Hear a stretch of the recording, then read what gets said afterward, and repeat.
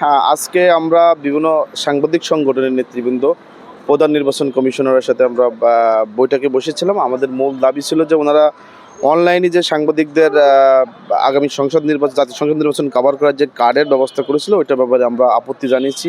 কারণ আপনারা জানেন যে বরাবরই আমাদেরকে ম্যানুয়ালি কার্ড দেওয়া হয়, যে কার্ড এবং স্টিকার নিয়ে আমরা সাধারণত জাতীয় সংসদ নির্বাচন কভার করি। কিন্তু ওনারা অনলাইনে দেওয়ার কারণে বহু ধরনের সংকট তৈরি হয়েছিল আমাদের, বিশেষ করে ঢাকার বাইরের যারা ছিল এবং ঢাকার যারা সাংবাদিক, সেখানে অনলাইনে যে সিস্টেম, সেখানে ওটিপি যে নাম্বার বা সেটিতে একটা ঝামেলা ছিল। এবং তাছাড়া এখানে বিভিন্ন পত্রিকা বা গণমাধ্যম প্রতিষ্ঠানের রেজিস্ট্রেশন সহ নানান ধরনের কাগজপত্র যেগুলো তারা চেয়েছিল, সেটা নিয়ে এটা খুব জটিল একটা প্রক্রিয়া ছিল।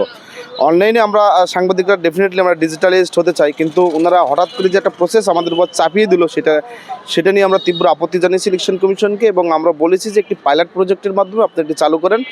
জাতীয় নির্বাচনটা বিশাল বড় কর্মযজ্ঞ, সেখানে যদি আপনারা এ ধরনের একটি প্রজেক্ট চালু করেন তাহলে সংকট তৈরি হবে। পরবর্তীতে প্রধান নির্বাচন কমিশনার মহোদয় আমাদের বক্তব্য শুনেছেন এবং আমরা ওনাদেরকে মোটা দাগে দাবি জানিয়েছি যে পূর্বে যে সিস্টেমগুলোতে আমরা নির্বাচন কভার করেছি সেই সিস্টেমটা বলবৎ রাখার জন্য। পরে উনি আমাদেরকে আশ্বস্ত করেছেন, উনি অবিলম্বে ওনার কমিশন সভায় বসে উনি আমাদেরকে পজিটিভ একটি রেজাল্ট দিবেন। মানে আমরা সেটি প্রত্যাশা করছি, হয়তো আমরা ম্যানুয়াল সিস্টেমে আবার নির্বাচনী সংবাদ সংগ্রহের যে কার্ড, সেটি হয়তো আমরা পাবো।